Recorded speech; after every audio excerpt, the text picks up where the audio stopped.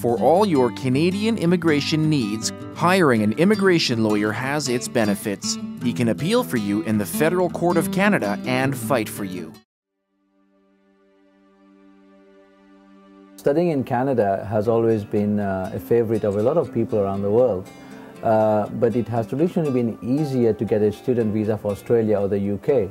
And also it has always been easier to study in those countries because you could work while you were studying. Now Canada's new policy for student visas, student permits is in line with those two countries because there's a global competition for students, and these students bring in good dollars to Canada. So now students can work part-time after they've proved that they have studied for a while at university. Basically, you can't just come to Canada, sign up for a school and go to work. No, you have to be a genuine student. So it's very attractive to study in Canada at the moment. And Canada's immigration policy has made it even more attractive. If you attend certain schools, those certain schools are schools that it's easy to find out from Canada Immigration's website.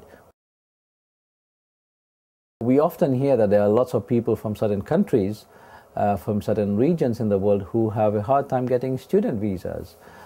In my experience, if a student, an applicant for a study permit displays all the characteristics of a genuine student, has sufficient funds to study in Canada, is attending a genuine school, and the study plan is sort of a natural progression of what someone does.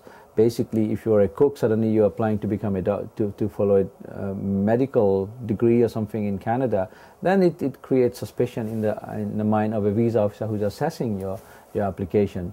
But generally, if you're a genuine student, you've finished your studies, and then you're planning to genuinely move on to the next level, and you have a good reason why, you can explain to a visa officer why you want to study in Canada and why. If that field of study is not available in your country, it's easier to convince a visa officer. But if it is, you have to give good reasons why. There are many reasons why people genuinely want to study in Canada.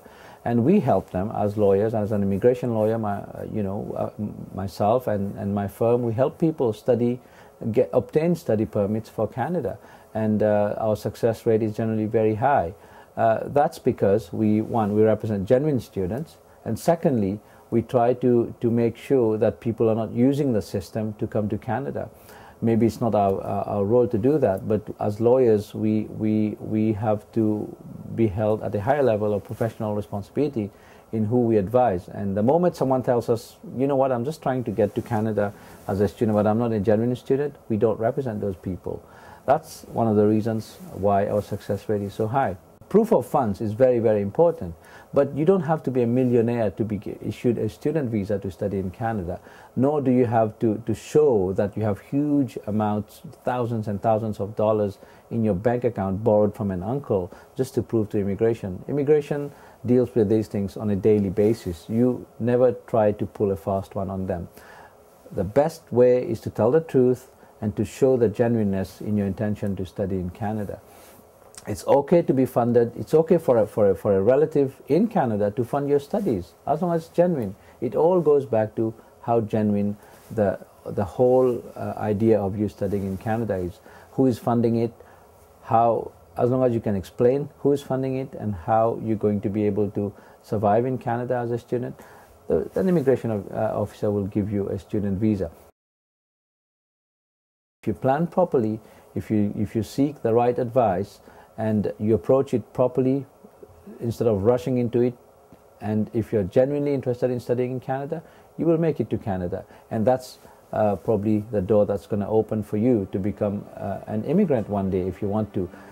You may not have the intention to emigrate to Canada at the stage when you're applying for a student visa, but things change. Most people have gone to many countries, UK, Australia and so forth, and end up staying there. It's because the 4 or 5 years that you spend in those countries, you become assimilated, you become more in tune with the culture and so forth, and you end up staying in that country. And that's why Canada's new immigration policy is designed to attract people to stay in Canada. I have been encouraging people to study in Canada. Compared to the US or any other country, it's cheaper to study in Canada. and it's a society that encourages multiculturalism. It's a society that encourages people to come and be themselves and benefit to themselves, and in the end Canada will benefit too. So as usual, seek the right advice from the right people, and good luck with studying in Canada.